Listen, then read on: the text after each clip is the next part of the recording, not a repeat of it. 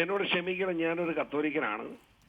ഇത്രമാത്രം തലകുനിക്കേണ്ട നാണംകെട്ട ഒരു സംഭവം കത്തോലിക്ക സഭയിൽ ഉണ്ടായതിൽ ഞാൻ ദുഃഖിക്കുകയാണ്. അതിന് ആ വൈദികനല്ല, ആ റാസ്കലിനെ മാത്രം കുറ്റം പറഞ്ഞത്. അയാളൊരു റാസ്കലാണ്. അയാളെ മാത്രം കുറ്റം പറഞ്ഞിട്ട് കാര്യമില്ല. അയാളെ ഇതിനൊക്കെ അഴിച്ചു വിട്ടവരാരാ? കാരണം നിങ്ങൾ മനസ്സിലാക്കേണ്ടത്, ഇന്നേക്ക് 10 വർഷം മുമ്പ് ഇയാളെ ദീപികയുടെ MD ആയിരിക്കുമ്പോൾ നമ്മൾ ആ റിപ്പോർട്ടർ ചാനൽ തന്നെയാണ് അന്നത്തെ വിദ്യാവിഷൻ. റിപ്പോർട്ടർ ചാനലിലൊരു സംഭവം ഉണ്ടായി. ഇയാളെ ദീപികയുടെ MD ആയിട്ട് വന്നിരിക്കും, മാനേജിംഗ് ഡയറക്ടർ. ഒന്ന് ആലോചിച്ച്, അതിന്റെ ചെയർമാനായിട്ട് ഞങ്ങളുടെ ഒരു പിതാവ്, വൈസ് ചെയർമാൻ ഫാരിസ് അബൂബക്കർ. 22,000 കത്തോലിക്കന്റെ സ്ഥാപനത്തിൽ ഫാരിസ് അബൂബക്കർ ഇങ്ങനെ വൈസ് ചെയർമാനാകും. അപ്പൊ ഞാൻ അന്വേഷിച്ചപ്പോൾ ഇത് കച്ചവടം കഴിഞ്ഞു പോയി. CMA അച്ഛന്മാർ ചാടിച്ചു വിട്ടിച്ച് ഫാരിസ് അബൂബക്കർ മേടിച്ചു കഴിഞ്ഞു.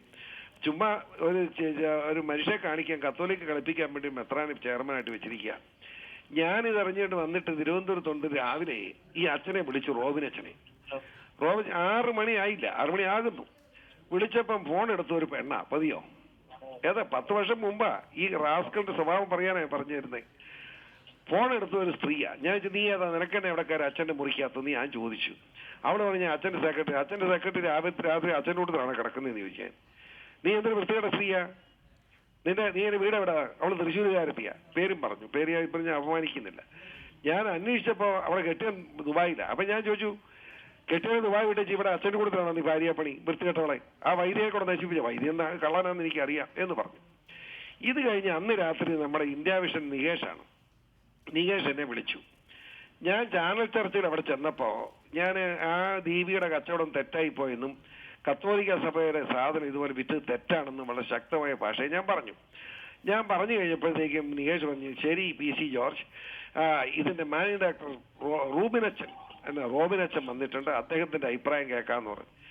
എന്നിട്ട് കാണിച്ചപ്പോൾ ഞാൻ നോക്കിയപ്പോൾ ഇവൻ ഒരു ബനിയൻ, ചെക്ക് ഷർട്ടും വരെയുള്ള ബനിയനൊക്കെ ഇട്ടവൻ ഇരിക്കുക അച്ഛനാന്ന് പറഞ്ഞു. ഞാൻ പറഞ്ഞു, നികേഷ് നിർത്ത്, ഇവൻ ഇവിടുത്തെ അച്ഛനാന്ന് ചോദിച്ചു. അച്ഛനാണെങ്കിൽ ലോകം വേണ്ടെന്ന് ചോദിച്ചു. വൃത്തികെട്ടവൻ, അവനെ ഇറക്കി വിടാൻ പറഞ്ഞു അവിടുന്ന്. അപ്പോൾ ഞാൻ പറഞ്ഞു, ഇന്ന് രാവിലെ ഇവളെ വിളിച്ചപ്പോൾ ഇവളെ മുറിയുടെ ഒരു പെണ്ണ ഫോൺ എടുത്ത്, അറിയാവോ ഇവൻ വൈദികൻ. ചാടി ഇറങ്ങി സ്ഥലം വിട്ടു. എനിക്കതുകൊണ്ടുണ്ടായ ലാഭം എന്താന്ന് ചോദിച്ചാൽ, ഒരു പിതാവും ചില പിതാക്കന്മാരുടെയും വൈരാഗ്യം ഞാൻ മേടിച്ചെടുത്തു എന്നുള്ളൂ. എന്നാലും സഭ മനസാക്ഷിയുള്ള ദൈവം തമ്പുരാൻ എന്റെ കൂടെ നിൽക്കുന്നതുകൊണ്ടാണല്ലോ ഈ കളിയൊന്നും എന്റെ അടുത്ത് ചെലവാകാത്ത. അന്ന് ഈ കളനെ ഇറക്കി വിടേണ്ടതല്ലേ? ഇവനെ പോലെ ഒരു റാസ്കിനെ വെക്കാവോ? 9,000 കൂടുതൽ വൈദികർ കത്തോലിക്ക സഭയിലുണ്ട്. ഈയനെ ഒരു 10-50 ചന്തകൾ കാണും. ഇവനൊക്കെ കുടുംബത്തിൽ പിറന്നു വേണ്ടി കാര്യമുണ്ടോ? ഈ വൃത്തികെട്ടവനൊക്കെ വൈദികനായിട്ട് വെച്ചിരിക്കുന്ന നടപടി എത്ര അപമാനകരമല്ല? ഇതൊക്കെ പ്രതിഷേധാർഹമാണ്. കത്തോലിക്ക സഭയിൽ ഇങ്ങനെ വൃത്തികെട്ടന്മാർ വരാമോ? ഇവരെ എന്റെ ഇപ്പോഴത്തെ മാനന്തവാടി പിതാവിനോട് എനിക്ക് സങ്കടമുണ്ട് പറയാൻ. ഞാൻ പല പ്രാവശ്യം അദ്ദേഹത്തെ കാണാൻ ചെന്നിരുന്നു. ഒരു നല്ല ബിഷപ്പാണ്. അദ്ദേഹത്തിന് എന്ത് പറ്റി ഈ തെണ്ടിയൊക്കെ ചുമന്നു നടക്കാൻ? ഇതുപോലെ വൃത്തികെട്ടവനൊക്കെ ചുമക്കാവോ? ഇവൻ വൃത്തികെട്ടവനാണെന്ന് ഞാൻ പറഞ്ഞു. ഞാൻ ഇതുവരെ കളവ് പറഞ്ഞിട്ടുണ്ടോ? ഇവൻ പെണ്ണിനെ രാവിലെ 6 മണിക്ക് മറ്റേ മുറിയിൽ നിന്ന് പെണ്ണ് സംസാരിച്ചത് ഞാൻ പറഞ്ഞതല്ലേ? ഇവനെ ഞാൻ എന്റെ അന്വേഷണം ഞാൻ ഇന്ന് ഈ സംഭവം കഴിഞ്ഞ് പലപ്പോൾ അന്വേഷിച്ചപ്പോൾ എനിക്ക് മനസ്സിലാക്കാൻ കഴിഞ്ഞത് ഇതൊന്നല്ല. ഇവൻ പല പെണ്ണുങ്ങളെ പഠിപ്പിച്ചിട്ടുണ്ട്, അറിയാവോ? പല പെൺകുട്ടികളെയും വിളിച്ച് ജോലി കൊടുക്കാന്ന് പറഞ്ഞ് കൊണ്ടുപോയിട്ടുണ്ട്. അവർക്ക് ആ പെണ്ണുങ്ങളൊക്കെ എവിടെയാണെന്ന് അന്വേഷിക്കണം.